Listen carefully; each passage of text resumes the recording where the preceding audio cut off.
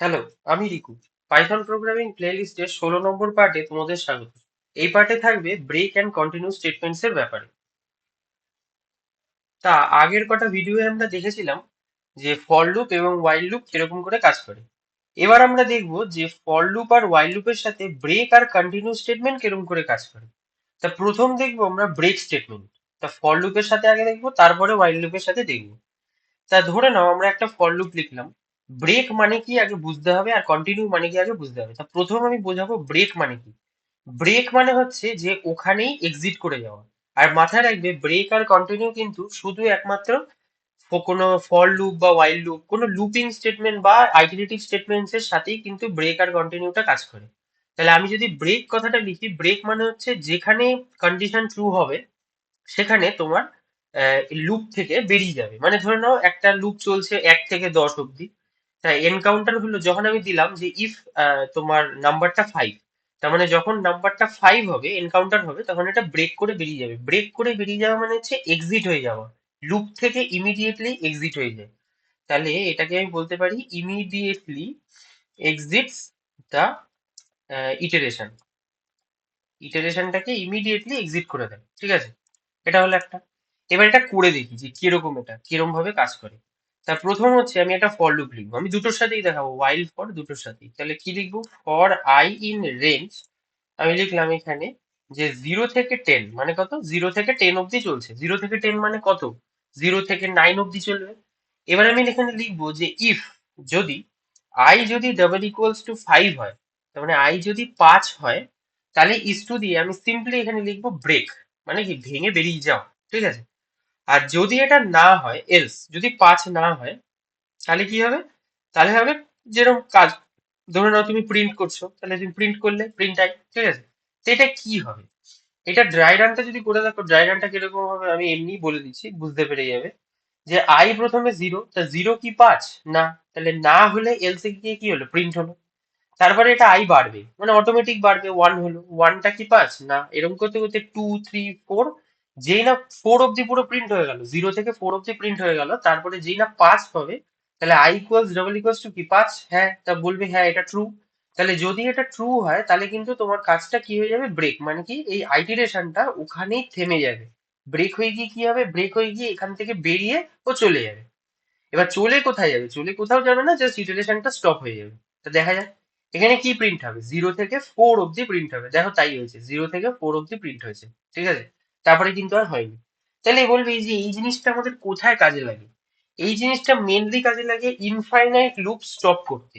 যে ধরে নাও তোমার একটা ইনফাইনাইট লুপ চলতেই থাকছে চলতেই থাকছে, সেখানে তুমি যদি কোনো একটা জায়গায় কোনো একটা পজিশনে স্টপ করতে চাও, তাহলে আমরা সেটাকে আই ইকুয়ালস টু ট্রু নিয়ে, তারপরে ওয়াইল লুপে যখন আমরা করেছিলাম তখন ওয়াইল ট্রু, তারপরে আমরা আই কে ফলস করেছিলাম আবার। এবার এখানে কোনো আই কে ফলস টলস করতে হয় না, ঠিক আছে? তা এটা তো ফর লুপের সাথে বুঝলে। ফর লুপের পরে যেটা আছে সেটা হচ্ছে ওয়াইল লুপের সাথে বুঝবো। তো ওয়াইল লুপের সাথে কিরকম, ওয়াইল লুপে যেন প্রথমে ইনিশিয়ালাইজেশন করতে হয়, আমি 0 নিলাম, ঠিক আছে? এবার আমি ওয়াইল, ধরে নাও আমি ওই আগের ওই যেটা এক মিনিট, যেটা আমি ফর লুপে করেছিলাম যে এইটা 0 থেকে 10, তা সেটাই আমি করবো। তাহলে I less than equals to 10, ঠিক আছে? হলো। তারপরে I less than equals to 10 মানে এটা চলছে, কন্ডিশন ট্রু হচ্ছে। এবার কন্ডিশন ট্রু হলে তাহলে এবার এখানে চেক হবে যে যদি আই ডাবল ইকুয়ালস টু 5 হয়, ঠিক আছে, তাহলে কি হবে? তাহলে হবে তোমার ব্রেক, ভেঙে বেরিয়ে যাবে। যদি না হয়, যদি না হয় এলস, তাহলে কি হবে? তাহলে হবে প্রিন্ট, সিম্পলি প্রিন্ট আই, ঠিক আছে? তাহলে আরেকটা জিনিস মিসিং সেখানে, এটা হচ্ছে আই প্লাস ইকুয়ালস টু 1, মানে ইনক্রিমেন্ট অপারেটর না বাড়লে তো হবে না। এটার ক্ষেত্রেও দেখো 0 থেকে কিন্তু 4 অব্দি প্রিন্ট হচ্ছে, ঠিক আছে? তো এটা আর এই ফর লুপের মাধ্যমে দুটোই কিন্তু সেম কাজ করছে ব্রেকের সাথে, ঠিক আছে? তাহলে ব্রেক মানে কি বুঝলে, যে একটা লুপ থেকে যখন কন্ডিশন মানে ট্রু হয় তখন ওটা ইমিডিয়েটলি এক্সিট হয়ে যায়, ঠিক আছে? আচ্ছা, নেক্সট কি আছে? নেক্সট আছে যে আমরা ইনফাইনাইট লুপের সাথে কি করে আমরা এইটাকে ব্রেক করি।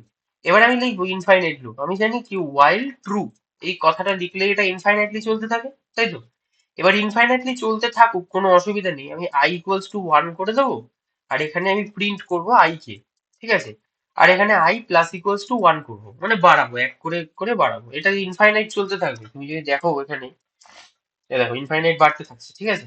আমি এটা এক্সিট করে দিলাম, আবার করে খুলতে হবে একটা, খুলে নিই তারপর বলছি। হ্যাঁ, এবার দেখো এখানে আই প্লাস ইকুয়ালস টু 1, আমি একটা কাজ করতে পারি, আমি বলতে পারি যে যদি আই ডাবল ইকুয়ালস টু 15,000, যদি 15,000 হয়ে যায়, ঠিক আছে, বা একটা কাজ করো 15,000 না, আমি এখানে একটা কাজ করলাম, আমি 4,000 করলাম, যে 4,000 যদি হয়ে যায় তাহলে হবে কি, ব্রেক, মানে ভেঙে বেরিয়ে যাবে, ব্যাস আর কিছু না।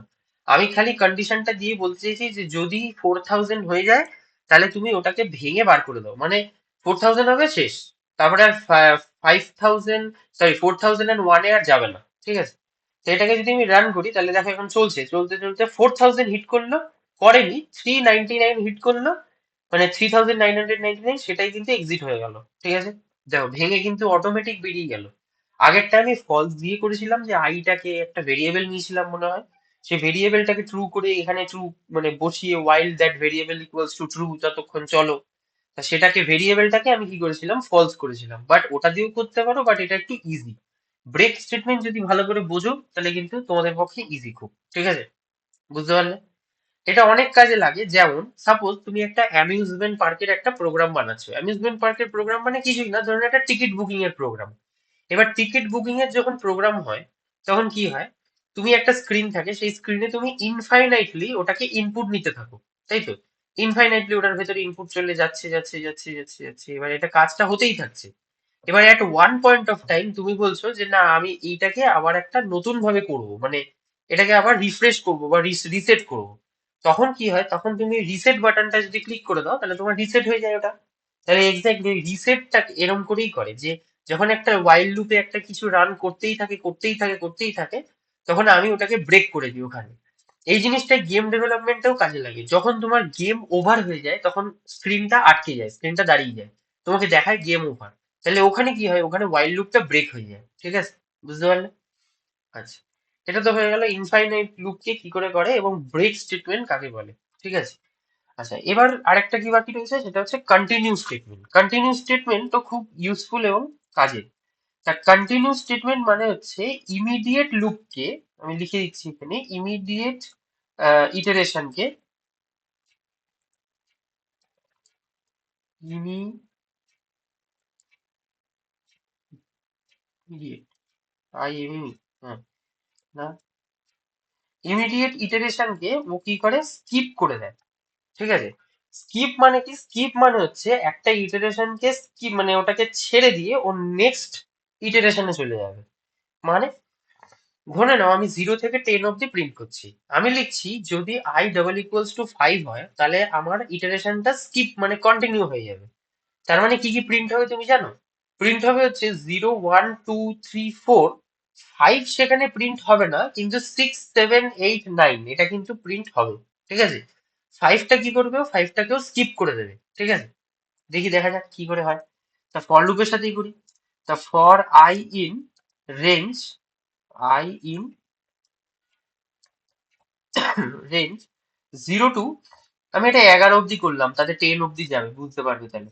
আমি কি করব, আমি করব যদি আই ডাবল ইকুয়ালস টু 5 হয় তাহলে একটা কাজ করব, আমি এখানে আমি কন্টিনিউ লিখবো। কন্টিনিউ মানে কি করা, স্কিপ করে দেওয়া।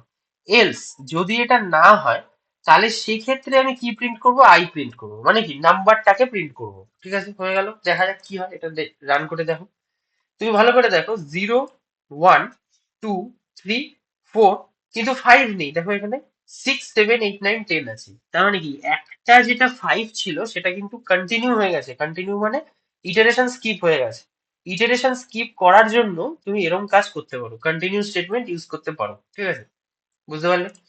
আচ্ছা, এখানে আমি 5 এর জায়গায় আরো অনেক কিছু ইটারেশন স্কিপ করতে পারি, যে যদি আমি বলতে চাই যে আই ডাবল ইকুয়ালস টু যদি 5 হয়, অথবা আই যদি ডাবল ইকুয়ালস টু 8ও হয়, তাহলেও তুমি স্কিপ করে দাও, তাহলে দেখো এখানে কিন্তু দুটো স্কিপ হবে। 0 1 2 3 4 5 স্কিপ হয়েছে, 6 7 8 স্কিপ হয়েছে, দেখো 5 আর 8 স্কিপ হয়ে গেছে, 9 10।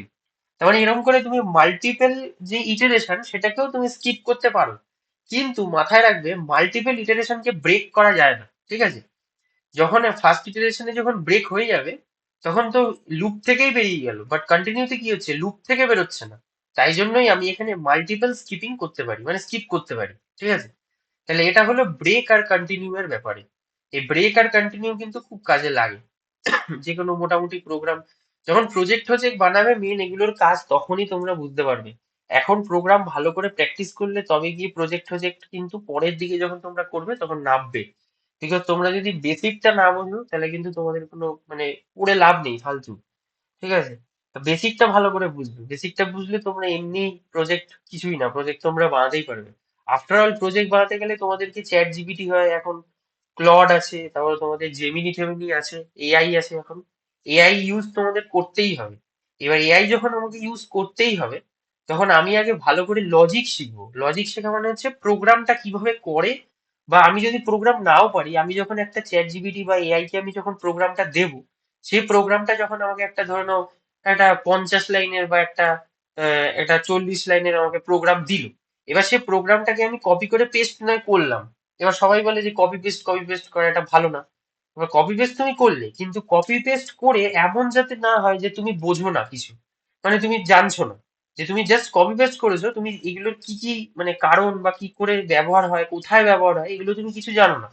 তাহলে সেই ক্ষেত্রে কিন্তু প্রবলেম।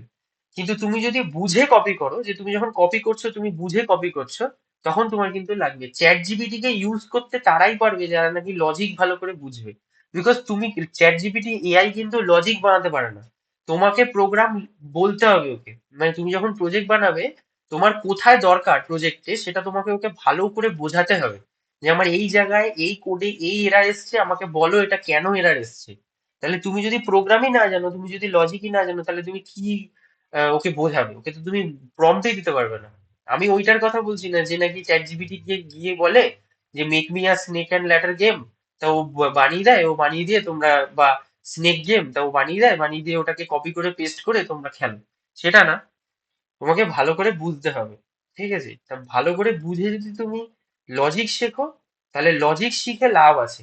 এখনকার যে মানে যুগ আসছে সেটা এআই এর যুগ। এআই এর যুগে তুমি লজিক শিখে লাভ আছে, কোড শিখে লাভ নেই। তা কোড শেখো, কোড শেখার সাথে সাথে লজিকটাও ইম্পর্টেন্ট। কোড তো শিখবেই, কোড তো শেখা খুব ইজি, কোড তো অনেক রকম কোড হয়। তুমি পাইথন শিখবে, এরপরে সি প্লাস প্লাস শিখবে, এরপরে সি শার্প শিখবে, এরপরে কোম্পানি ওরিয়েন্টেড, কোম্পানিতে যেরকম কাজে লাগে সেইগুলো শিখবে, এসকিউএল শিখবে। তো কত কিছু শিখবে, সেগুলো সব আলাদা আলাদা ল্যাঙ্গুয়েজ, সেগুলো আলাদা আলাদা শিখতে হয়। এবার কিন্তু এদের মধ্যে এই একটা জিনিসই কমন, সেটা হচ্ছে লজিক। তোমাকে সব জায়গাতেই তোমার লজিক লাগবে, তুমি কিভাবে কাজটা করবে। তাহলে আজকের ভিডিও এই পর্যন্তই, আবার পরের ভিডিও দেখা হচ্ছে।